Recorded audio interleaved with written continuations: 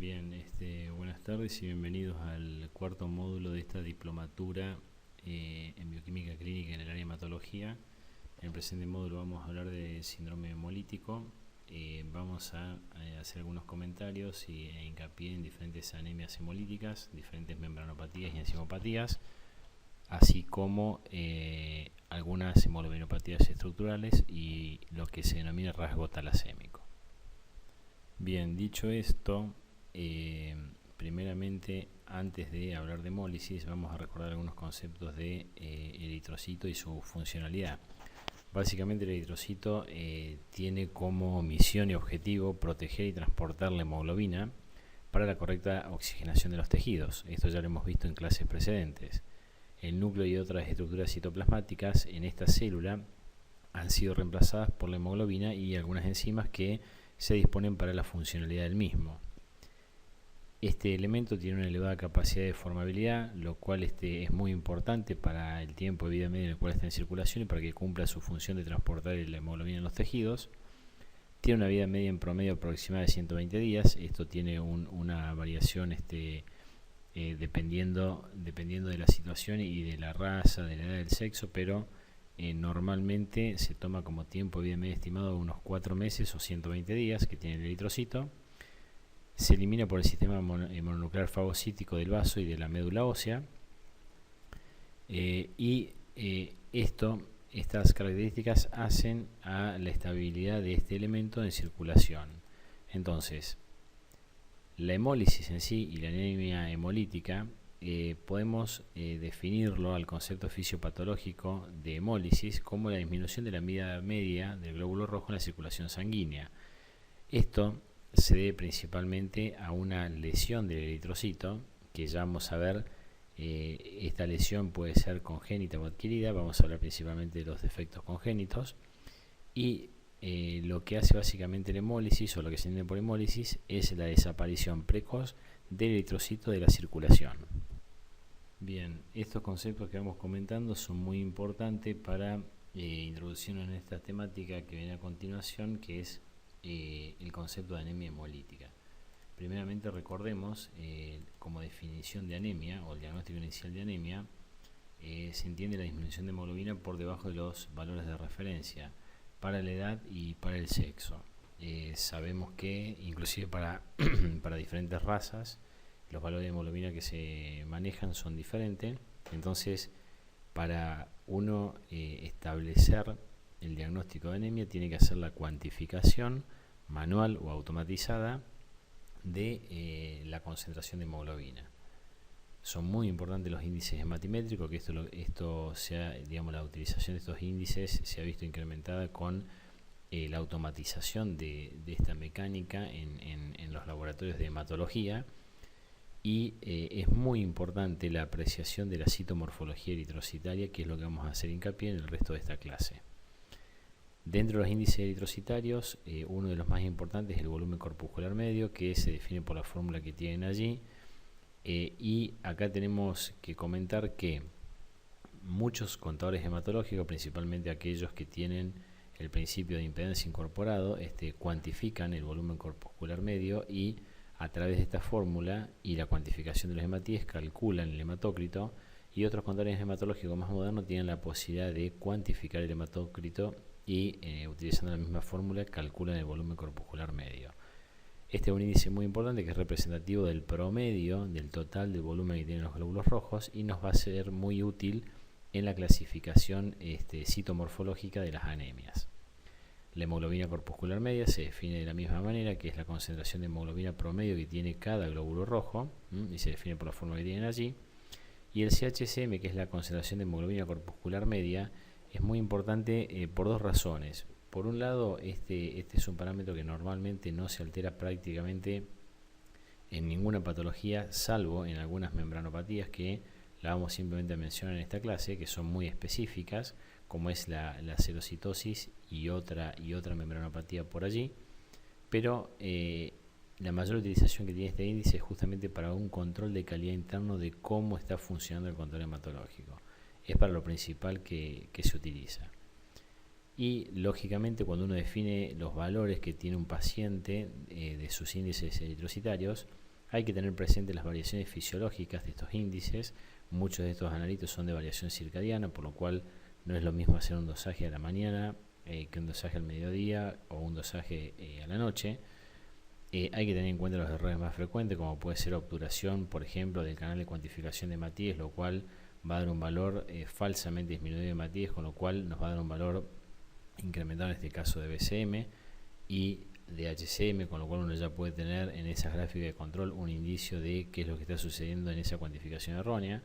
Tener en cuenta los valores de referencia, lo que mencionamos anteriormente, para referir estos valores, para contrastar, para referir estos valores que estamos dosando en este paciente, la coherencia entre los índices hematimétricos y en base a ellos el diseño de estrategias de control de calidad interno, que esto es motivo de otra clase que no se abarca en esta clase presente.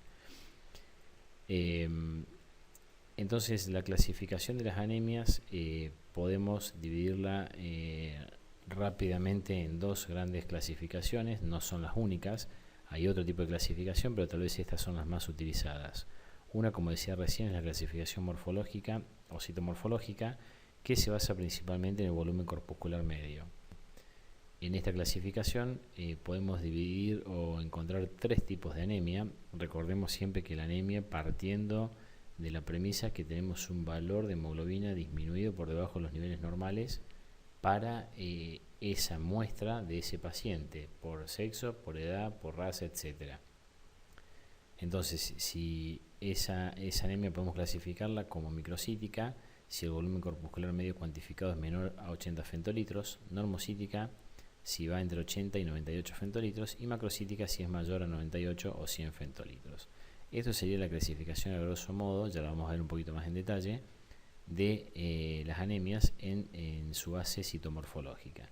Y la clasificación fisiopatológica se refiere principalmente a la capacidad que tenga este organismo o esta médula ósea de regenerarse o no ante una anemia, que básicamente se define por el IPR o el índice de producción reticulocitaria. Entonces se clasifica dependiendo del valor encontrado de este IPR, que ya lo han visto en clases anteriores cómo se calcula, nos da la posibilidad de clasificar esa anemia en arregenerativa o regenerativa. Nos vamos a focalizar principalmente en esta clasificación citomorfológica que tenemos aquí arriba para continuar con los siguientes conceptos en esta clase. Bien, entonces avanzando con esta clasificación morfológica de las anemias, para que tengamos un espectro más completo de a qué nos estamos refiriendo en la clasificación morfológica de las anemias sobre la base del volumen corpuscular medio. Fíjense la totalidad de situaciones o de patologías o de anemias que pueden encuadrarse dentro de lo que se denominan anemias microcíticas, macrocíticas y normocíticas. Las anemias hemolíticas, por definición, se ubican o son anemias primeramente regenerativas, o algunas de ellas son regenerativas, y tienen principalmente un volumen corpuscular medio normal, por eso se denominan anemias normocíticas, es decir, tienen un BCM normal.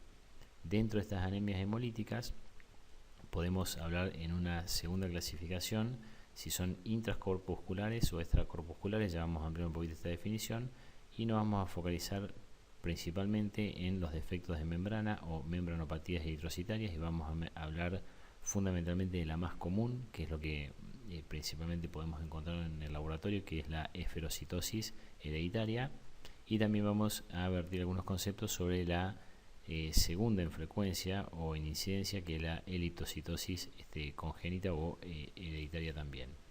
También vamos a hablar un poco sobre las enzimopatías y principalmente el déficit de glucosa 6-fosfato de hidrogenasa como enzimopatía eritrocitaria de mayor frecuencia. Y finalmente, ya dentro de las anemias microcíticas, es decir, que tienen un volumen corpuscular medio menor a 80 femtolitros, vamos a hablar principalmente del rasgo talasémico debido a la deficiencia de cadenas de globina. Bien, siguiendo un poco con entonces la clasificación desde el punto de vista etiológico o de origen de estas anemias hemolíticas, podemos separar o dividir la clasificación etiológica en anemias hemolíticas intracorpusculares, es decir, un mecanismo congénito, y las anemias hemolíticas extracorpusculares, que principalmente son de origen adquirido. Esto normalmente es así: aquellas intracorpusculares o que tienen una destrucción intracorpuscular, el mecanismo congénito, con una excepción que es la hemoglobinuria paroxítica nocturna, que es de origen adquirido, esta anemia hemolítica que tiene una destrucción intracorpuscular, y la excepción para las anemias hemolíticas extracorpusculares es el déficit de glucosa 6-fosfato de deshidrogenasa, que si bien el mecanismo de destrucción es extracorpuscular, por el sistema es extracorpuscular, perdón, la base o el origen de esta anemia hemolítica es hereditaria. En base a esto podemos decir que, o en base a esta clasificación, nombramos otra clasificación que es la fisiopatológica, que probablemente sea la más útil desde el punto de vista clínico. En esta clasificación tenemos que las anemias hemolíticas intravasculares generalmente se desarrollan con una hemólisis aguda, y en estas anemias hemolíticas vamos a tener la presencia de hemoglobinuria o este pigmento en orina. En cambio, las anemias hemolíticas extracorpusculares van a generar principalmente una hemólisis crónica con la adaptación pertinente del organismo. Esta clasificación de las anemias hemolíticas, esta clasificación fisiopatológica, es, como decíamos recién, la que tiene mayor utilidad o aplicación clínica. Entonces, en las intravasculares, los eritrocitos son destruidos en la propia circulación, y en las extravasculares tiene que quedar claro que la destrucción eritrocitaria es a través del sistema mononuclear fagocítico. Bien, entonces en este módulo vamos a hablar principalmente de estas anemias hemolíticas de origen intracorpuscular y de mecanismo congénito, o que se portan al nacer. Dentro de estas anemias hemolíticas de origen congénito, las causas principalmente pueden deberse a defectos en la membrana del glóbulo rojo, que como decíamos anteriormente, vamos a hablar principalmente de la esferocitosis hereditaria y de la eritrocitosis congénita. ¿Por qué? Porque son las dos anemias hemolíticas congénitas que tienen, como decíamos recién, que se clasifican como anemias normocíticas normocrómicas, que son las dos de mayor incidencia en nuestro medio, por lo cual es importante conocer las características bioquímicas de estos dos tipos de anemia. Dentro de las anemias hemolíticas congénitas tenemos las enzimopatías también, donde la principal es el déficit de glucosa 6-fosfato de hidrogenasa, y también tenemos las hemoglobinopatías en general, donde tenemos las hemoglobinopatías estructurales y los déficits cuantitativos de cadenas de hemoglobina, como son las talasemias, que a esto nos vamos a referir sucintamente al final de la clase. Dentro de aquellas adquiridas, anemias hemolíticas adquiridas, simplemente para mencionarlas, tenemos aquellas de tipo inmune, mecánicas, infecciosas, debidas a agentes físicos o químicos, metabólicas, y, como decíamos recién, la hemoglobinuria paroxística nocturna, que era la excepción de este tipo de anemias en esa clasificación. Entonces, para repasar un poco la estructura de la membrana del glóbulo rojo, porque es importante repasar esto o tenerlo fresco para entender por qué los déficits de diferentes proteínas de membrana o diferentes estructuras de membrana van a llevar a esa destrucción precoz del glóbulo rojo y generar la hemólisis. La membrana eritrocitaria es responsable de la forma de formar o tener la forma de disco bicóncavo del glóbulo rojo. Eso es muy importante, y todas esas interacciones de esa bicapa lipídica, la forma conservada de esa bicapa es muy importante para esa forma final de disco bicóncavo que adquiere esta membrana. Contribuye a mantener la deformabilidad y la elasticidad del glóbulo rojo por los diferentes, esto es muy importante debido a los diferentes sistemas vasculares por lo que atraviesa el glóbulo rojo en su vida, y permanentemente lo hace a una gran velocidad. Está constituida por lípidos, proteínas y hidratos de carbono, que ya vamos a repasar su composición, tiene generalmente un exceso de superficie en relación al volumen, lo cual le da esa característica de importante deformabilidad. La composición de la membrana del eritrocito, para repasar nuevamente, está compuesta a grandes rasgos en un 40% del peso seco de la membrana son lípidos, fosfolípidos que forman la bicapa lipídica, colesterol no esterificado, similar cantidad en ambas capas, es lo que se conoce que posee. También tiene ácidos grasos libres dentro de estos lípidos y finalmente tiene glucolípidos, que son los que le dan los determinantes antigénicos que definen los grupos sanguíneos cuando uno logra hacer la tipificación de esos glóbulos rojos de ese individuo. También tiene proteínas integrales o intrínsecas que atraviesan la bicapa lipídica y se unen a esta bicapa por enlaces apolares. La banda 3, glucoforinas y la bomba TPase sodio y potasio son importantes estructuras proteicas integrales de la membrana. Ya vamos a ver que el déficit o la falencia de alguna de estas proteínas conllevan a esta membranopatía que hemos mencionado anteriormente. Y proteínas periféricas o extrínsecas por debajo de la bicapa lipídica y que se unen a la bicapa por enlaces polares, como son la espectrina, la proteína 4.1, la actina, la proteína 4.2, anquilinas y otras proteínas periféricas o extrínsecas. Entonces, la espectrina, como banda 1 y banda 2, es la proteína más abundante del citoesqueleto, del esqueleto de la membrana eritrocitaria. La alfa-espectrina y la beta-espectrina se entrelazan y adoptan una estructura helicoidal, que ya la hemos visto en clases anteriores, la vamos a repasar en esta estructura. La actina, o denominada banda 5, se une a la espectrina y contribuye a la unión de las dos subunidades y a la estabilización de las mismas. La proteína 4.1, que también se conoce con el nombre de sinapsina, estabiliza a esta espectrina y su unión a la actina. La anquilina une la banda 3 y la espectrina y contribuye a la unión del esqueleto a la bicapa lipídica. La banda 3 y glucoforinas o glicoforinas participan en el mantenimiento de la forma eritrocitaria mediante su unión al citoesqueleto y le da esa integridad en su forma. Y la banda 3 es la más abundante del total de las proteínas de membrana y contribuye al intercambio de iones como cloruros y bicarbonatos. Finalmente, las glucoforinas A, B, C y D afloran o exceden la superficie y se encuentran intensamente ramificados hacia el interior del glóbulo rojo y contribuyen a determinar los grupos sanguíneos. Bien, como decíamos entonces a nivel esquemático, para verlo un poco más gráfico, la membrana eritrocitaria es responsable de la característica de la forma discoide del eritrocito y contribuye de manera definitoria a su deformabilidad y elasticidad.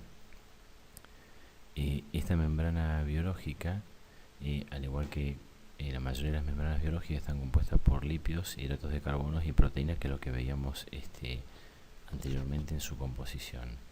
En este esquema vemos diferentes proteínas del esqueleto de la membrana eritrocitaria y en definitiva este entramado del citoesqueleto, como decíamos, está compuesto por diversas proteínas que recubren la superficie interna de la doble capa lipídica. Y estas estructuras proteicas están en íntimo contacto con el compuesto principal que transporta el glóbulo rojo, que es la hemoglobina. Es importante destacar que el esqueleto de la membrana del glóbulo rojo lo forman la alfa y beta espectrina y finalmente la actina. Existen otras proteínas importantes también, pero tal vez estas son las dos más relevantes, las que inclusive su disfunción o falta van a dar origen a diferentes patologías. Esto es importante tenerlo en cuenta en cuanto a entender el mantenimiento de la estabilidad de esta bicapa lipídica. Bien, entonces la espectrina es la proteína más abundante del citoesqueleto de la membrana del glóbulo rojo, y estructuralmente resulta de la unión de dos dímeros fibrilares, formado cada uno de ellos por dos cadenas denominadas alfa y beta espectrina respectivamente. La unión o la interacción que ejerce la espectrina es muy importante con dos proteínas fundamentalmente, como son la actina y la anquilina. La anquilina, su acción regulatoria o de mantenimiento de la integridad de la membrana eritrocitaria la ejerce a través fundamentalmente de su acción, como decíamos, o de su interacción con la espectrina, y fundamentalmente con la banda 3, ¿está bien? Que es otra proteína integral de membrana. Entonces, esta es una unión fundamental que pregona o que va en el sentido de la estabilidad de la membrana del glóbulo rojo, y es muy importante esta interacción porque actualmente se considera que más del 60% de los casos de esferocitosis hereditaria, que es la principal membranopatía que vamos a ver a continuación y que es la principal en nuestro medio, obedece a una mutación del gen que codifica para esta proteína. Bien, entonces, como ya hemos mencionado anteriormente, dentro de las patologías o los problemas de las membranas de los glóbulos rojos, las membranopatías, se han descrito tanto alteraciones congénitas como adquiridas de las proteínas, cuya, característica común es la alteración en la forma y capacidad de la deformación de esta bicapa lipídica del glóbulo rojo, con lo cual se produce la consecuente hemólisis. Entonces, estas alteraciones de estos déficits suelen manifestarse generalmente como un síndrome hemolítico de diferente intensidad. Entonces, como decíamos anteriormente, entre las alteraciones congénitas más comunes o más prevalentes se destacan la esferocitosis hereditaria y la eliptocitosis congénitas, que obedecen principalmente a los defectos de espectrina, anquilina, proteína 4.1, que no está graficada en este gráfico, pero es otro déficit común, y la banda 3. Esto cuando a las alteraciones congénitas o membranopatías congénitas. Bien, entonces, para comprender un poco más la fisiopatología de las alteraciones de la forma eritrocitaria, es que se han propuesto o se han estudiado la existencia de dos tipos de interacciones entre la proteína del esqueleto entre sí y la bicapa lipídica. Estas uniones o interacciones se pueden dividir en dos tipos, que son horizontales y verticales. Dentro de las uniones o interacciones horizontales, las horizontales son las que establecen las proteínas del esqueleto entre sí, y las verticales, que están allí diagramadas, son las que establecen las proteínas del esqueleto y la de la doble capa lipídica. Las horizontales, entonces, en general son las responsables de la estabilidad global del esqueleto, y generalmente son de dos tipos: unión entre dímeros de espectrina, unión entre los estereodímeros de pectrina, para formar los oligómeros de las 4 cadenas, y las uniones entre beta-espectrina y actina, que son estabilizadas a su vez con la proteína 4.1 y 4.9, es lo que le da la estabilización. Y finalmente las interacciones las interacciones de tipo vertical, como tienen aquí diagramado, son también generalmente dos tipos. Son la unión entre la beta-espectrina y la banda 3, estabilizada por la proteína denominada anquilina, que es la que veíamos en el esquema anterior, y también la unión entre la banda 4.1, la banda 3 y segmentos citoplasmáticos de algunas glicoforinas. Estas son interacciones un poco más débiles entre la proteína del esqueleto y los lípidos de la membrana. Bien, entonces, para interiorizarnos un poco más de las membranopatías eritrocitarias o defectos en la membrana, introducimos diciendo que las membranopatías de eritrocitos obedecen a defectos de algunos de los componentes estructurales que hemos visto anteriormente, tanto sean proteicos o lipídicos de la membrana, aunque también pueden considerarse algunos otros trastornos lipídicos y funcionales que habría que detallar un poco más el sustrato molecular. Pero en definitiva, estas membranopatías o alteraciones congénitas de la membrana del glóbulo rojo van a dar lugar a un síndrome hemolítico de diferente intensidad, que es lo que vamos a primeramente observar en nuestros pacientes. Entonces, dentro de las membranopatías, las dos de mayor frecuencia en nuestro medio, que son las que vamos a comentar a continuación, son la esferocitosis hereditaria y la eliptocitosis congénita. Bien, comenzando entonces por la esferocitosis hereditaria, continuamos diciendo que es la anemia hemolítica congénita más frecuente en individuos de raza blanca. Aproximadamente tenemos un caso por cada 3.000 o cada 2.000 nacimientos aproximadamente. Esto generalmente son estadísticas del norte de Europa y demás. Entonces su frecuencia es alta y es muy importante. Su expresividad clínica es variable y depende lógicamente del grado del defecto que tenga esa membrana y la sintomatología que vamos a tener, por lo cual su expresividad clínica es como una anemia moderada que puede o no presentar hemólisis o una ligera hemólisis con la presencia de esferocitos en sangre periférica, que ya vamos a ver algunas imágenes, y lo cual da una respuesta completa a la extirpación del vaso o una esplenectomía. Su transmisión genética, en el 80% de los casos, aproximadamente es de forma autosómica dominante, y en el 20% restante lo hace en forma autosómica recesiva. En este caso, el mecanismo molecular del defecto de esta membranopatía es un trastorno de tipo vertical, esas interacciones de tipo vertical que habíamos visto recién, en la membrana eritrocitaria, es decir, la unión del esqueleto a la bicapa lipídica, esas interacciones de tipo vertical, lo cual contribuye a una disminución en la estabilidad de esa membrana, con lo cual hay una disminución de la superficie y volumen del glóbulo rojo, y esto conlleva a la formación de elementos de tipo esféricos, y de allí el nombre de esferocitosis. Entonces, volviendo al mecanismo molecular,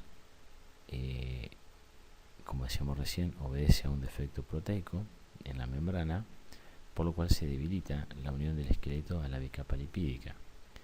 Este defecto, esta disminución de estabilidad, por ejemplo, trae otras consecuencias aparejadas como la formación de microvesículas en el interior del glóbulo rojo y la pérdida de material lipídico. Entonces, normalmente los estudios moleculares han develado que hay diferentes mutaciones que pueden dar lugar a esta patología, la esferocitosis hereditaria, pero que en la mayoría de los casos afectan a uno de los 5 genes que codifican a proteínas como la anquilina, genes que afectan la expresividad de proteínas como la banda 3, y genes que afectan la expresividad de la proteína de la banda 4,2 o la proteína 4,2, y también de la espectrina alfa y beta. ¿Está bien? Entonces, al generarse este tipo de falencias o proteínas funcionales disfuncionales, se altera la interacción de tipo vertical, como decíamos recién, de anclaje inclusive de estas proteínas, tanto del esqueleto como de la membrana, por lo cual se altera se genera este tipo de trastorno vertical, lo cual contribuye a disminuir la relación superficie-volumen y la formación esférica de estos elementos, con lo cual la eritroestasis constituye o es el mecanismo fisiopatológico último y definitivo de la hemólisis en la esferocitosis hereditaria, con lo cual al tener esta situación en la membrana del glóbulo rojo vamos a tener este tipo de anemia, es decir, una disminución de la hemoglobina por debajo de sus valores normales o de referencia, y vamos a tener una ligera o una moderada hemólisis generalmente. Como decíamos recién, la eritroestasis o esta acumulación de glóbulos rojos y esta disminución en la deformabilidad es lo que conlleva el mecanismo final de la hemólisis en el tipo de anemia. Entonces, aquí tenemos ejemplificado glóbulos rojos normales con su depresión central normal, con una constitución normal de hemoglobina, y tenemos este tipo de elementos que a simple vista parecen como hipercromáticos y que en definitiva son el resultado de esta alteración en la membrana del glóbulo rojo que conlleva a esta formación esférica y pignótica de estos elementos, donde parecerían, como decíamos recién, tener una coloración más fuerte, y esta constitución o esta forma Como tienen allí, aquí tenemos otros elementos diagramados, fíjense, sin depresión central, o prácticamente sin depresión central, respecto a glóbulos rojos normales. Lo que va a dar esta menor deformación o esta disminución de la relación superficie-volumen, y esto al pasar o al atravesar el espacio intercelular existente en la pulpa roja, me refiero a nivel esplénico, va a generar la ruptura de este elemento al tener menor deformabilidad, con lo cual va a llevar al consecuente síndrome hemolítico presente. Fíjense, aquí tenemos otros elementos pignóticos, esféricos. Aquí en esta foto a menor aumento tal vez se nota más. Fíjense, elementos o glóbulos rojos normales con estos elementos como hipercromáticos y bien resaltada su coloración. Bien, en este punto es necesario recalcar que el diagnóstico de esferocitosis hereditaria no siempre es sencillo y se basa fundamentalmente en la morfología observada, por lo cual esta primera aproximación que nosotros hacemos desde el estudio de un frotis o de un extendido sanguíneo es muy importante, viendo este tipo de estructuras que resaltábamos recién, este tipo de estructuras. También el diagnóstico se va a basar, además de la morfología eritrocitaria, en el análisis de la fragilidad osmótica que tengan esos elementos y un minucioso estudio familiar, lógicamente. Junto a todo esto es muy importante, como en el estudio de otras membranopatías, una adecuada valoración de los datos aportados por el hemograma y de los índices hematimétricos, fundamentalmente, que ya vamos a ver en la tabla comparativa, y lógicamente el recuento de reticulocitos, que ya vamos a ver algunos ejemplos. Por lo cual el estudio del examen de la morfología eritrocitaria es la primera aproximación que nosotros podemos hacer en el laboratorio, y que en cualquier laboratorio bioquímico tenemos acceso a ello, y es muy importante como una orientación primera diagnóstica que le vamos a dar al médico en este sentido. Bien, entonces continuando con la explicación de las membranopatías congénitas más comunes, pasamos ahora a hablar unos minutos sobre la eritrocitosis congénita. Esta membranopatía es otra membranopatía cuya alteración característica de la forma eritrocitaria, es decir, en forma de eritrocitos, que ya lo vamos a ver, constituyen prácticamente hoy en día el principal criterio diagnóstico. Esta forma que tiene el eritrocito es una forma elíptica u ovalada. Su frecuencia es un poco menor que la anterior, que la esferocitosis hereditaria, aproximadamente una frecuencia de 1 cada 5.000 nacimientos, y se da principalmente en la raza aborigen de origen melanesio, en un mayor del 30%, es decir, muy frecuente en esta raza. Esto se debe a una selección natural, genética positiva, ejercida por el paludismo, que es endémico de esta región geográfica del planeta, para rechazar justamente la entrada de este parásito. La transmisión genética es de forma autosómica dominante, tiene una expresividad clínica desde el estado asintomático, desde una anemia más leve que la esferocitosis hereditaria, hasta una anemia moderada, superponible a la esferocitosis hereditaria. El mecanismo molecular del defecto es un trastorno de tipo horizontal en la membrana eritrocitaria, con lo cual genera nuevamente una imposibilidad de formar tetrámeros de desestabilización, fundamentalmente a nivel de las proteínas espectrinas. Recalcamos que es un trastorno de tipo horizontal, y esto conlleva una disminución de la capacidad para recuperar su forma natural, el glóbulo rojo me refiero, después de la deformación longitudinal. Entonces, como decíamos recién, principalmente el defecto es un defecto horizontal que se debe o que consiste en impedir que la espectrina pueda asociarse para formar tetrámeros. Los tetrámeros que veíamos que se forman originalmente con estas proteínas integrales del esqueleto. Este defecto es el diagnosticado en la mayoría de los casos, en más del 60 o 70% de los casos estudiados a nivel molecular conllevan este defecto. ¿Está bien? La forma característica de estos elementos es la que vemos allí en pantalla. es donde tenemos que los eritrocitos circulantes son excéntricos y la relación del diámetro longitudinal versus el diámetro transversal es normalmente mayor a 1. Aquí tenemos, por ejemplo, algunos elementos como para comparar algunos glóbulos rojos conservados, y tenemos en este gráfico, en esta diapositiva, este tipo de elementos donde, como decíamos, el diámetro longitudinal sobre el diámetro transversal es mayor a 1, es decir, tiene esta forma excéntrica u ovalada. En este tipo de casos es muy fácil su observación y muy característico, donde la gran mayoría de los glóbulos rojos, fíjense que prácticamente no hay ni uno solo normal aquí, pero tenemos este tipo de situaciones donde tenemos glóbulos rojos normales conservados y tenemos este tipo de elementos que nos llaman la atención. Aquí, si bien es un poquito más característicos, fíjense que este tipo de elementos respecto a la normalidad nos llaman la atención. Entonces es allí donde empieza el estudio o la importancia del estudio citomorfológico primero, que esto es una metodología de fácil acceso en el laboratorio con una coloración normal, y lo cual desencadena después la serie subsiguientes de estudios, desde el estudio reticulocito hasta, si es necesario, los estudios moleculares para el diagnóstico y tratamiento de estas patologías. Bien, lo que tenemos aquí en pantalla ahora es la mostración de algunos índices hematimétricos en las diferentes membranopatías. No hemos mencionado por cuestiones de tiempo otra membranopatía como la serocitosis, pero focalizándonos fundamentalmente en la eferocitosis hereditaria y la eriptocitosis congénita, que son las dos membranopatías más frecuentes. Fíjense que entre ellas, por ejemplo, no hay una diferencia estadísticamente significativa en lo que es el volumen corpuscular medio. En ambos casos, si bien está normal, puede estar ligeramente disminuido.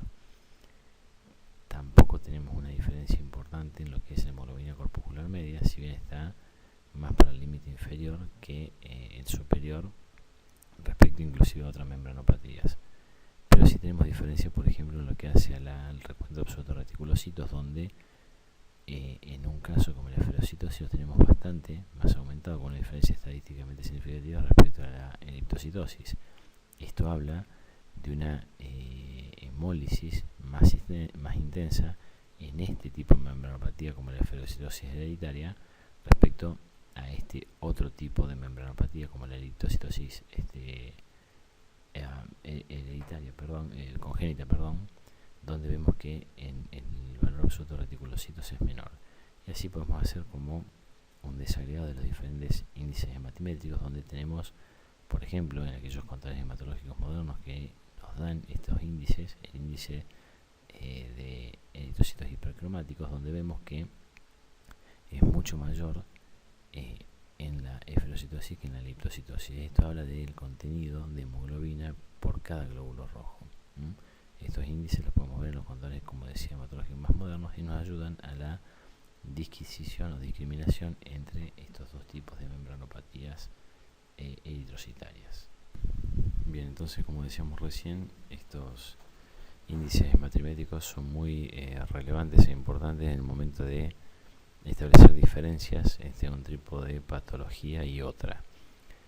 Fíjense, aquí también está mencionado el RW o la amplitud de distribución eritrocitaria como un rasgo diferencial de la eferocitosis respecto a otras membranopatías, y está diferenciado por tener un valor más elevado. ¿Qué significa esto? Acá tenemos un gráfico para interpretarlo un poco más. Normalmente lo que tienen aquí representado como una muestra de un individuo normal es un volumen corpuscular medio normal y una o amplitud de distribución eritrocitaria normal.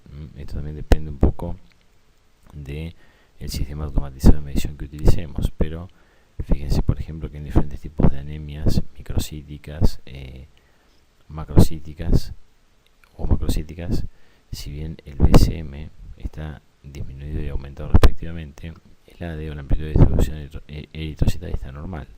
Sin embargo, en un caso donde hay diferentes tamaños de los glóbulos rojos, podemos tener un volumen normal, pero con esa amplitud de distribución eritrocitaria aumentada. Supongamos un punto de corte aproximadamente de 14,5 o 15, ¿está bien?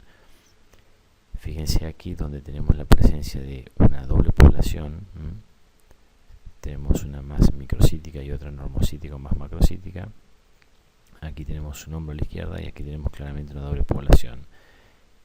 Esa presencia de elementos de diferente tamaño, como puede ser en el caso de la esferocitosis que vimos recién, es lo que nos va a dar este índice matimétrico alterado. En este caso, una amplitud de distribución eritrocitaria aumentada, lo cual nos hace saber que tenemos la presencia de elementos o glóbulos rojos específicamente que tienen diferente tamaño presente en circulación.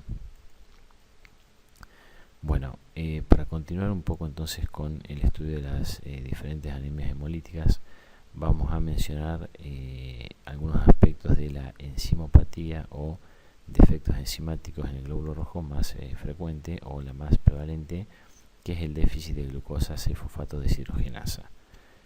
Esta eritroenzimopatía es, como decíamos recién, la eritroenzimopatía más frecuente. Tiene una transmisión genética ligada al cromosoma X, lo cual dificulta o es más evidente en la transmisión homocigoto de los individuos de sexo masculino. Tiene expresividad clínica variable, pero que va desde el estado asintomático hasta una anemia hemolítica intensa de aparición brusca con orinas oscuras. Esto es debido a la presencia de hemoglobinuria, fuertes cefaleas, fiebre, ictericia, etc. Y esta aparición brusca con esta manifestación clínica muy evidente como la hemoglobinuria se da entre 24 y 48 horas posteriores a la ingesta de ciertos medicamentos con actividad oxidante y algunos antibióticos, como puede ser por ejemplo el ácido anhídrico, algunos diuréticos como la nitrofurantoína, etc. ¿Pero por qué se debe esto en definitiva? Debido a la capacidad que tienen o la incapacidad que tienen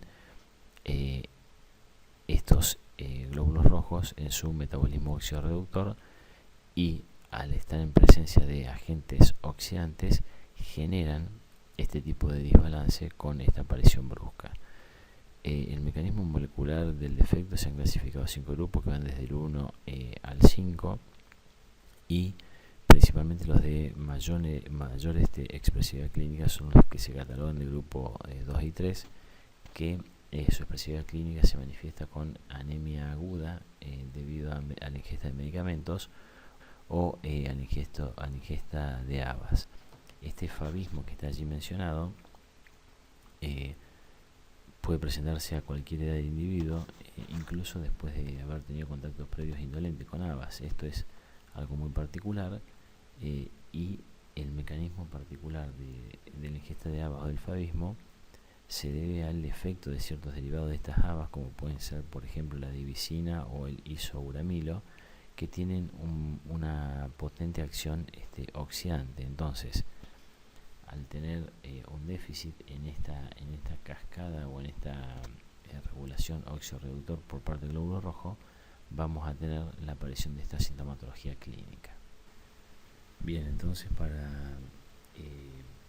redondear un poco más los aspectos del déficit enzimático en estas enzimopatías de la glucólisis anaerobia del eritrocito, en general las hemólisis acompañan a aquellas enzimopatías que ocupan una posición relevante o clave en la vía metabólica de ese eritrocito.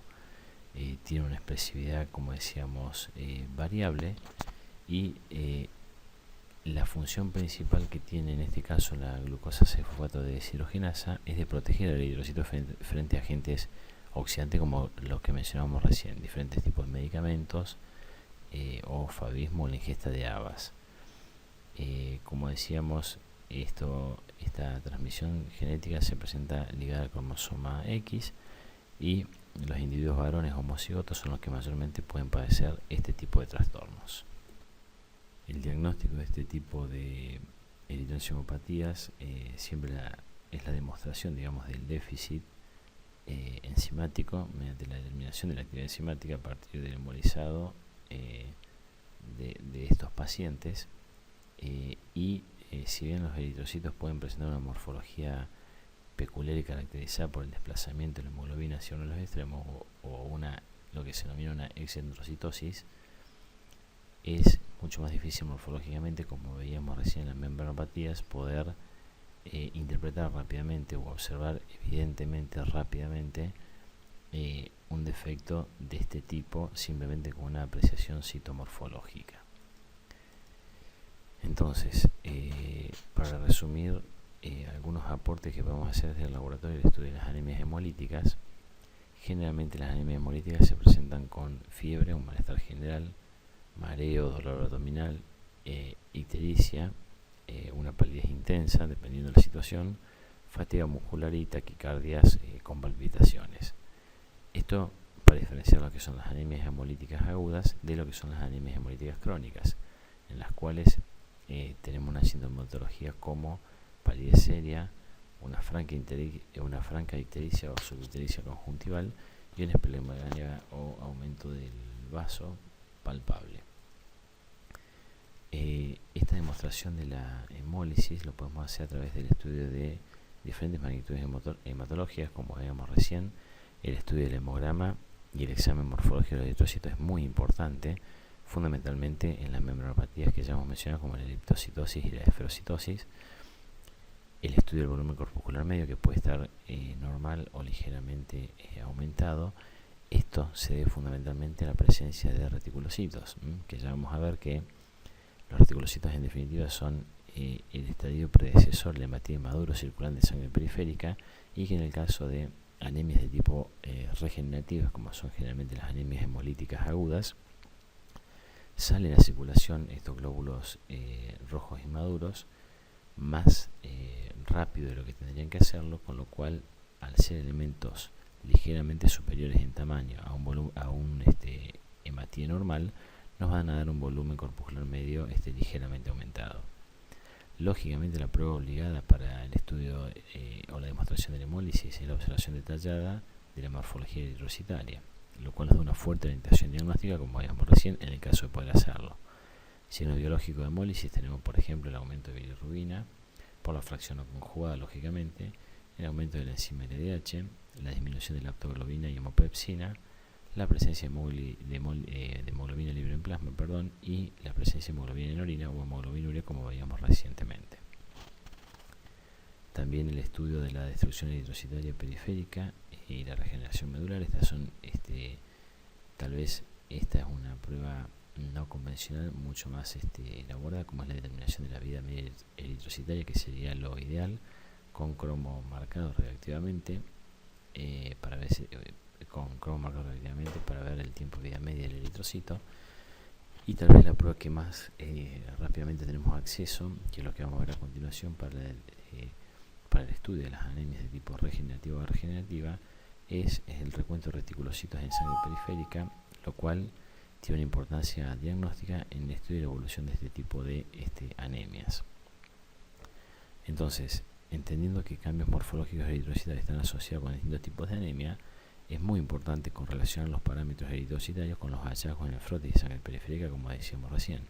Si bien esto no va a ser per se el diagnóstico, salvo en determinadas situaciones muy puntuales, sí nos van a dar una orientación diagnóstica complementaria al estudio clínico que está realizando el médico. Para hablar unos minutos del recuento de reticulocitos, ellos o el recuento de este tipo de elementos nos permite diferenciar entre los mecanismos central, como una anemia regenerativa, o periférico, como una anemia regenerativa. Periférico me refiero, por ejemplo, a la destrucción de estos eritrocitos por el sistema monofagocítico, un atrapamiento esplénico, etc., como veíamos recién en todo este tipo de anemias hemolíticas.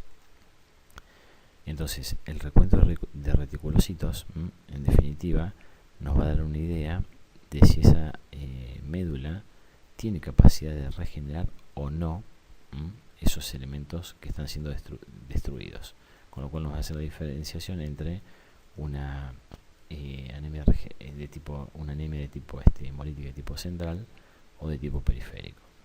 Entonces, la expresión del recuento de reticulocitos, que como decíamos es el estadio predecesor de hematía inmaduro circulante de sangre periférica, lo podemos hacer en forma de porcentaje, en forma de valor absoluto por milímetro cúbico, que esta es la mejor forma de expresarlo, corregido lógicamente por el hematócrito del paciente. Esto va a ir muy de la mano de la anemia que tiene el individuo, y la mejor forma de expresar, así como el valor absoluto es el mejor valor aislado, la mejor forma de expresarlo es el índice de producción reticulocitaria, que básicamente es el recuento de reticulocitos corregidos en base al periodo de maduración. ¿Cuál es el tiempo de maduración de los reticulocitos? Normalmente, cuando tenemos individuos que tienen un hematócrito normal, cercano a 45%, el tiempo en el cual demora un reticulocito en madurar en sangre periférica es 24 horas, es decir, un día. A medida que ese hematócrito va disminuyendo, estos elementos o glóbulos rojos inmaduros, que son los reticulocitos, van saliendo de manera más precoz de madurado hacia sangre periférica, con lo cual su tiempo de maduración en sangre periférica va aumentando a medida que el organismo va necesitando la liberación más precoz de ellos en sangre periférica, con lo cual ese tiempo va aumentando, y ese es el tiempo que uno tiene que poner aquí para la corrección de ese IPR o índice de producción reticulocitaria. Aquí simplemente tienen algunos valores de referencia de los diferentes grupos etarios para que tengamos una idea. Y lo importante, como decía, generalmente es expresar en valores aislados los reticulocitos en valor absoluto. Fíjense que un adulto, dependiendo lógicamente del establecimiento de estos valores de referencia de cada laboratorio, esto es muy importante, que cada laboratorio pueda establecer su propio valor de referencia, tenemos un valor que va de 24 a 84.000. Por eso decíamos anteriormente, en ese tipo de anemias hemolíticas de origen periférico, que tenemos estos valores aumentados. Esto es lo que uno va a ver en sangre periférica, en una correlación de Mike-Grunwald y IMSA común. Fíjense, lo que tenemos aquí son hematíes normales, y tenemos esto que se denomina policromasia, que son elementos o glóbulos rojos, generalmente, es decir, células anucleadas, pero glóbulos rojos de mayor tamaño que tienen una coloración violácea o lilácea. De ahí proviene el nombre de policromasia o policromatofilia, y esto seguramente, si pudiéramos hacerle in situ una coloración supravital como la subbrillante de Crecilo, que es lo que vamos a ver a continuación con otra coloración, veríamos que contiene aún restos de RNA, que son estos elementos inmaduros o estos elementos inmaduros de serie eritrocitaria o reticulocitos. Aquí tenemos una coloración con la subbrillante de Crecilo, donde vemos reticulocitos con diferentes contenidos de RNA, como tenemos allí, y esto da origen a la clasificación de, fíjense este por ejemplo, de diferente tamaño, glóbulos rojos normales, maduros, que no tienen contenido de RNA, y con esta coloración azul brillante de Crecilo se ven diferentes contenidos de RNA en diferentes elementos. Esto, como les decía anteriormente, da origen a la clasificación de diferentes tipos de reticulocitos, desde más maduros, es decir, los que tienen menos cantidad de RNA, hasta los más inmaduros, que tienen más contenido de RNA. Y con esto uno también puede hacer como un estudio diferencial de diferentes tipos de anemias, inclusive aplicado a diferentes patologías como síndrome mielodisplásicos, que sería motivo de otra clase, etcétera. Entonces, el estudio y la cuantificación de estos elementos, que ¿por qué hago hincapié en esta determinación? Porque es una determinación frecuente, en cualquier laboratorio de hematología está disponible, es una correlación sencilla, es simplemente una incubación, y uno puede hacer una apreciación morfológica rápida de estos elementos. Es muy importante la forma en la cual se determina, y si bien esta es la forma convencional, hacer un recuento en frotis sobre diferentes cantidades de glóbulos rojos, y tal vez en más de un extendido sería lo recomendado. Hay formas de referencia, como es la utilización del ocular de Miller, o inclusive lo que se utiliza actualmente, que son los contores hematológicos o los citómetros de flujo, que tienen incorporado a través de la correlación supravital, como decíamos recién, que puede ser con colorantes como el naranja de tiazol y demás, el recuento de estos elementos que tienen contenido de RNA en su interior. Estas formas automatizadas, como los contores hematológicos modernos y los citómetros de flujo, permiten diferenciar entre las diferentes fracciones de, como decíamos recién, de elementos más inmaduros a elementos más maduros, para tener una idea también de lo pronunciado o profundo que puede ser este tipo de anemia. Entonces, ¿para qué los utilizo? Básicamente para diferenciar, me refiero al recuento de reticulocitos, para diferenciar entre anemias regenerativas, que la causa son las diferentes que tienen allí.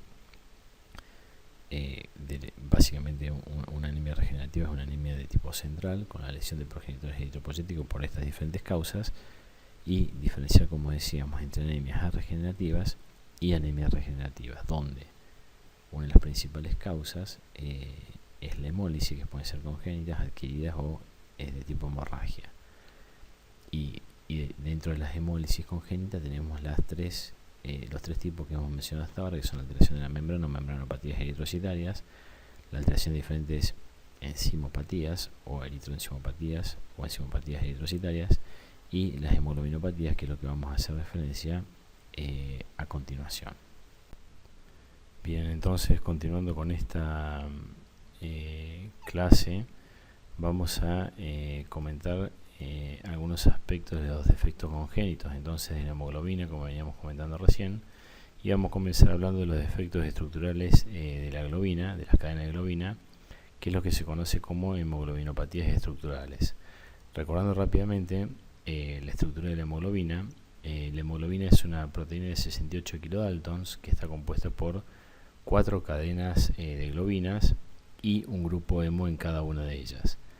Al unirse se forma una estructura globular y en la región central se ubica el 2,3-fosfoglicerato. Cada grupo hemo está localizado en cavidades cercanas al exterior de la molécula y están equidistantes unos de otros. Como decíamos anteriormente, la molécula es el componente mayoritario de los eritrocitos maduros y la función principal de esta proteína es la de unir o fijar reversiblemente la molécula de oxígeno para transportarlo desde los pulmones hacia los tejidos. También esta proteína contribuye al transporte de anhídrido carbónico desde los tejidos a los pulmones y contribuye lógicamente a la regulación del pH. Todo esto lo puede hacer por la particularidad de su estructura química, que es lo que tenemos allí diagramado. Dentro de los componentes de esta molécula, de esta proteína, como decíamos recién, están las cadenas de globina y existen 6 tipos de cadena de globina que se denominan, como ya hemos visto en clases anteriores, alfa, beta, gamma, delta, epsilon y zeta. Cada molécula de hemoglobina, como decíamos anteriormente, posee 4 cadenas de globinas iguales de 2 en 2. ¿Está bien? Y estas cadenas, las alfas y las zeta, están codificadas en el cromosoma 16 y las restantes, las beta, gamma, delta y epsilon, en el cromosoma 11. Aquí tienen representado el esquema de cómo están distribuidos estos genes en los diferentes cromosomas y la unión de a pares de A2 en 2, como decíamos recién, el origen que dan a cada una de las hemoglobinas, tanto embrionarias como ya las hemoglobinas que encontramos en la vida del individuo. Lo que tiene aquí graficado, que ya lo hemos visto en este esquema o clases anteriores, es cómo a medida que aumenta la edad del individuo, cómo disminuyen algunas cadenas de globina y cómo van aumentando las otras, que son las que encontramos finalmente en el adulto. Lo que tiene aquí ejemplificado es la alfa lo que quiero que vean, la alfa y la beta globina son las que encontramos normalmente en el individuo adulto.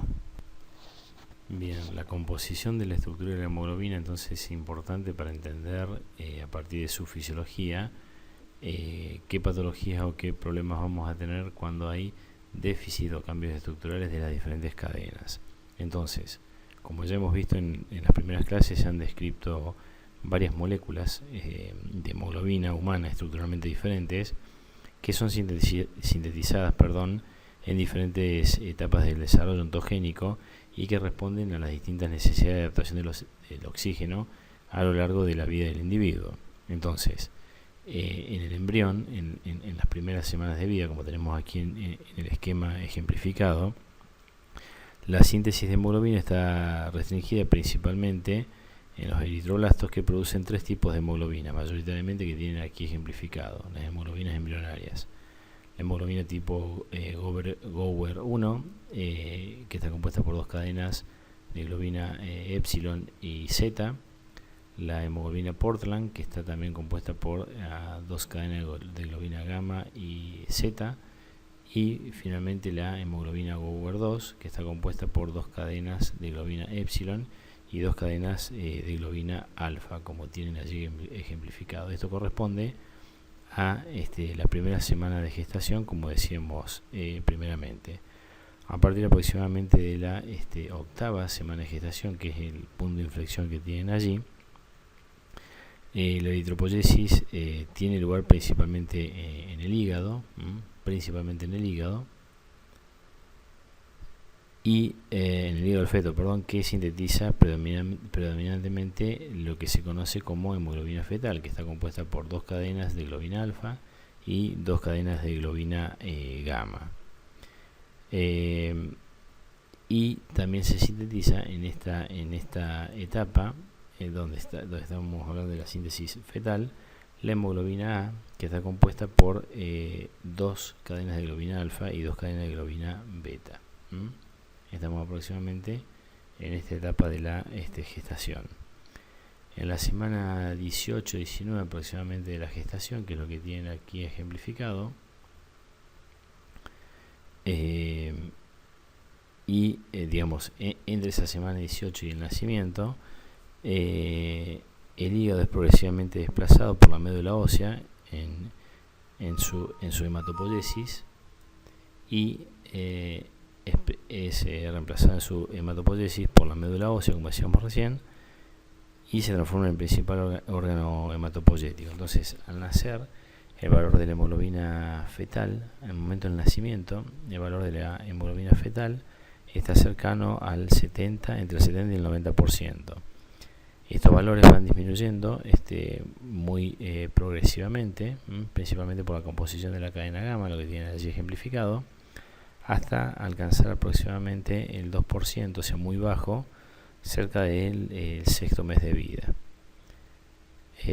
Entonces, después del nacimiento, la hemoglobina A, compuesta por la cadena alfa 2 y beta 2, junto con la hemoglobina minoritaria en el adulto, que es la hemoglobina A2, alfa 2, delta 2, desplazan rápidamente, por la composición y el incremento de la cadena beta fundamentalmente, desplazan rápidamente a la hemoglobina fetal, constituyéndose en las 2 principales hemoglobina en el individuo adulto. Entonces, en el adulto, la hemoglobina más abundante, que es mayor al 90-93% del total de la hemoglobina, es la hemoglobina A o hemoglobina A1, normalmente se conoce como hemoglobina A, y la relación de la hemoglobina A2 sobre la hemoglobina A1 es aproximadamente 1 a 100, es decir, que tenemos una prevalencia total de la hemoglobina A o A1 sobre la hemoglobina A2, que normalmente no supera un valor de 2,5-2,6%.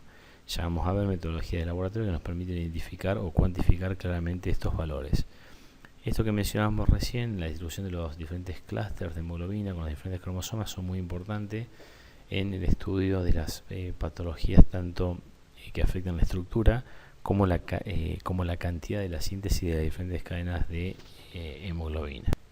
Bien, entonces finalmente en esta diapositiva, para terminar la introducción a la temática, vamos a decir que las alteraciones congénitas de la hemoglobina se dividen básicamente en 2 grandes grupos: defectos estructurales en las cadenas de globina o en la globina, lo cual dará origen a lo que se denomina hemoglobinopatías estructurales, y el segundo gran grupo es la disminución de la síntesis, es decir, la cantidad de globina, lo cual va a dar lugar a las talasemias, que ya vamos a ver cómo es la diferente nomenclatura. Entonces, dentro de los defectos estructurales de la globina o las hemoglobinopatías estructurales, tenemos que ellas generalmente obedecen a sustituciones puntuales de un aminoácido por otro. Eso se denomina como mutaciones puntuales, son muy específicas.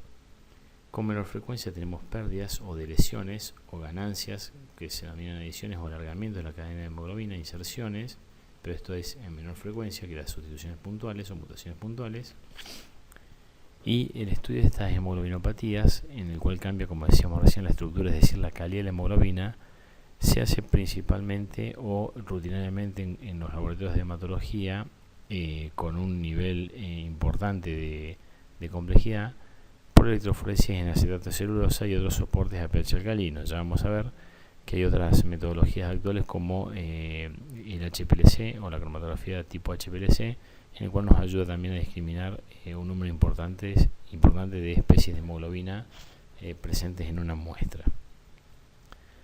En cuanto a los mecanismos moleculares, podemos decir que estas patologías, las hemoglobinopatías estructurales, se transmiten generalmente de forma autosómica dominante, En estado heterocigota, se puede ver la coexistencia de hemoglobina normal con la hemoglobina anómala, y en las mutaciones puntuales, donde tenemos sustitución de una única base nitrogenada, situada en genes de región o clúster, generalmente alfa o beta.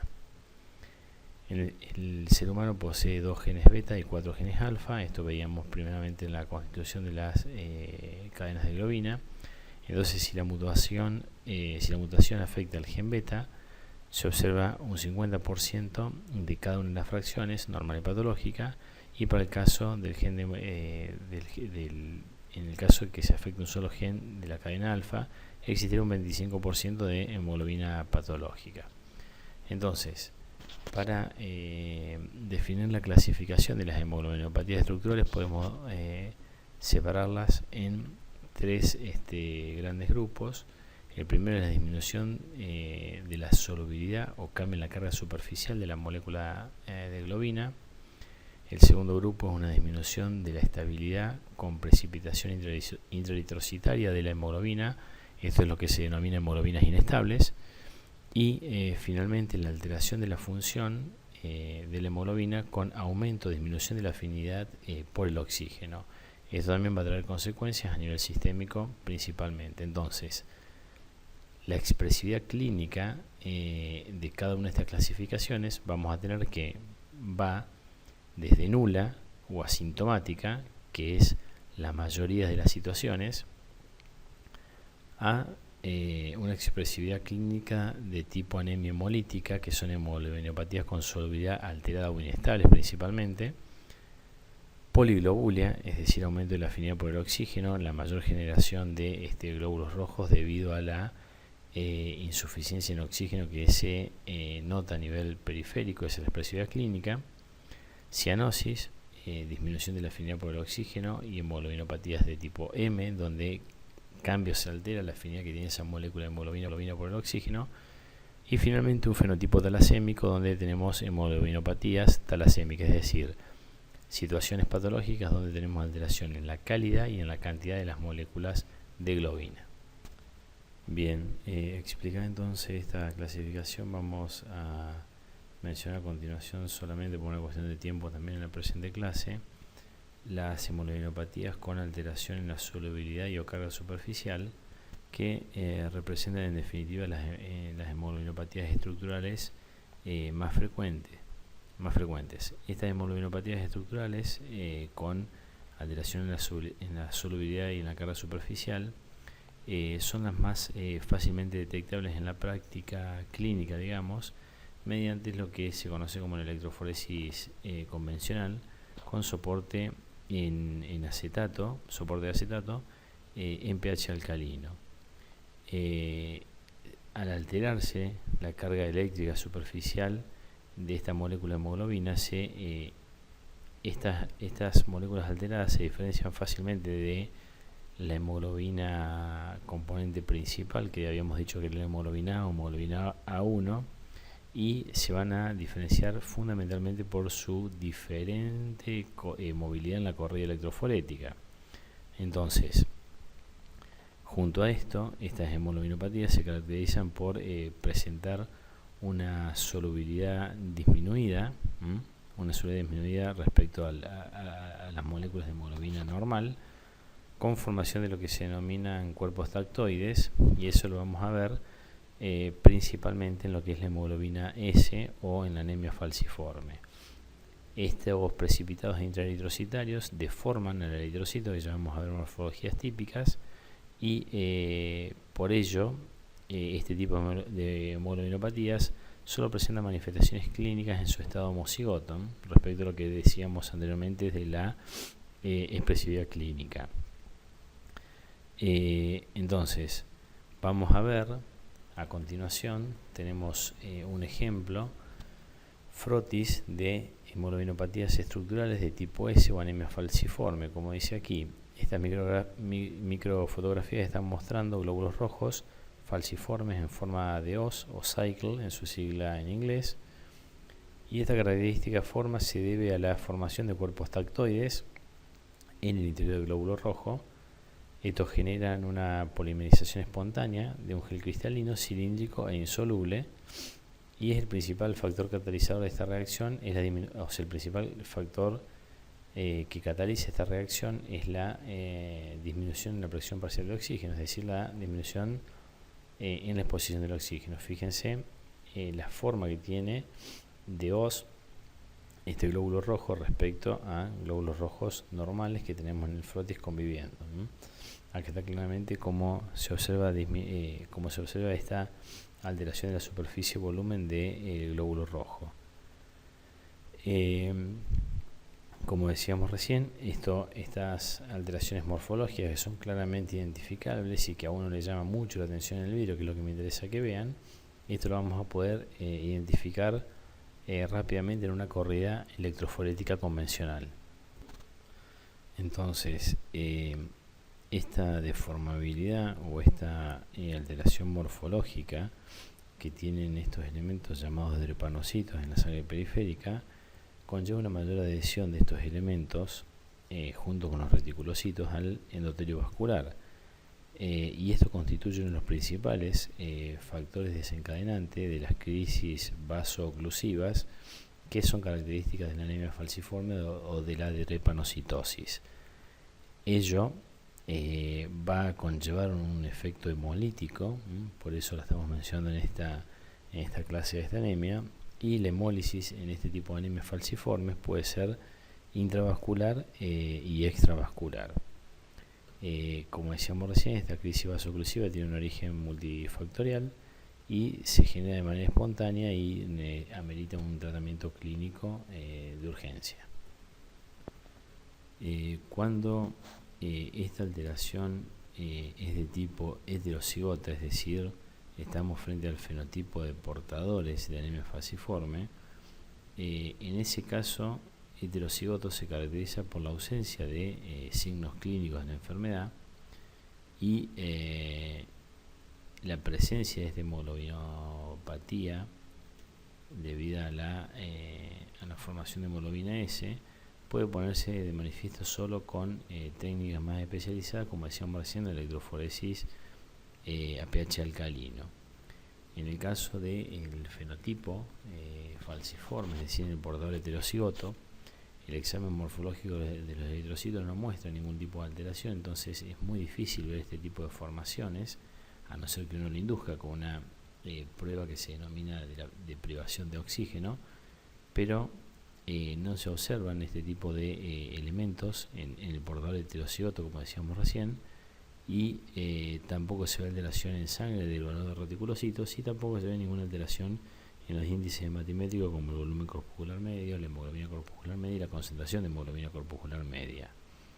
Entonces, la confirmación diagnóstica de la anemia falciforme o de su carácter portador precisa la realización de la prueba específica que es la electroforesis de hemoglobina de pH alcalino y también pruebas de solubilidad y de la hemoglobina, pruebas de solubilidad de hemoglobina o de la falciformación, además de el hemograma que mencionábamos recién. Entonces, pasando a la siguiente diapositiva, donde tenemos la técnica electroforética en soporte de acetato de celulosa pH alcalino. Tenemos ejemplificado, fíjense que, como decíamos recién, un pH 8,9 en formación en gel de acetato de celulosa. Siempre tenemos una fuente eléctrica y generamos un campo eléctrico, siempre del negativo hacia el positivo. Y lo que tenemos ejemplificado en la calle control es una corrida electroforética con una muestra que contiene hemoglobina A, hemoglobina fetal, hemoglobina S y hemoglobina C. Esta es la hemoglobina normal, que es todo lo que tienen ubicado en esta calle. Fíjense lo que tienen aquí. La referencia es la hemoglobina A, es toda esta hemoglobina A o A1, que es el componente mayoritario en un individuo adulto normal, y tenemos la fracción S, esta es la fracción F, esta es la fracción S y esta es la fracción C. Fíjense en todos los casos donde tenemos un portador heterocigoto, que en este caso y en estos tres casos de arriba no íbamos a ver esos eritrocitos falciformes en forma de hoz en sangre periférica. Claramente se ve esa fracción alterada de la hemoglobina respecto a la hemoglobina normal, es decir, que tiene un corrimiento o una fracción o una corrida mucho más lenta que la hemoglobina A1. Fíjense en este caso de esta segunda calle, la calle G, también tenemos un portador heterocigota donde tenemos la presencia de la hemoglobina S y la presencia de la hemoglobina A normal del adulto. Y en el caso homocigoto, que es la calle F, tenemos una anemia falciforme, es decir, un homocigota donde tenemos solamente la presencia de la hemoglobina S. Con este tipo de metodologías, que si bien es de una complejidad intermedia o alta, no es muy difícil montarlo en el laboratorio, y con esto terminamos de hacer o de aportar al diagnóstico de este tipo de patologías. Bien, como decíamos recién, este es un ejemplo que queríamos mostrar. Si bien hay mucho más para decir, no solamente de esta patología de la hemoglobina de la anemia falciforme, o la hemoglobina S, por cuestiones de tiempo vamos a seguir avanzando con el siguiente grupo de enfermedades que se da de defecto congénito de la hemoglobina, pero en este caso una disminución en la síntesis o en la cantidad de las cadenas de globina, que es lo que se conoce con el nombre de talasemias. Entonces, las talasemias son un grupo heterogéneo de alteraciones congénitas en la síntesis de la hemoglobina que se caracterizan por una disminución parcial o total en la producción de una o varias cadenas de globina. Eso es lo que se denomina síndrome talasémico. Entonces, dependiendo cuál sea la cadena de globina afectada, es el nombre que va a recibir la patología. Así, por ejemplo, en cuanto a su clasificación clínica y biológica de estos síndromes, tenemos la alfa-talasemia, que se debe a una disminución de las cadenas de alfa-globina, la beta-talasemia, que se debe a una disminución de las cadenas de beta-globina, la delta-beta-talasemia, disminución de las cadenas delta-beta. Recuerdan cómo era la síntesis y la producción en los diferentes estadios madurativos del ser humano, la gamma-talasemia, que es la disminución de las cadenas de gamma-globina, y la delta-talasemia, que es la disminución de las cadenas delta-globina. Entonces, las consecuencias fisiopatológicas del déficit de la cadena de globina, lo que nos interesa remarcar aquí es cómo uno lo va a encontrar expresado en sangre periférica en los individuos y cómo uno va a poder aportar de alguna manera el diagnóstico de ese tipo de patologías.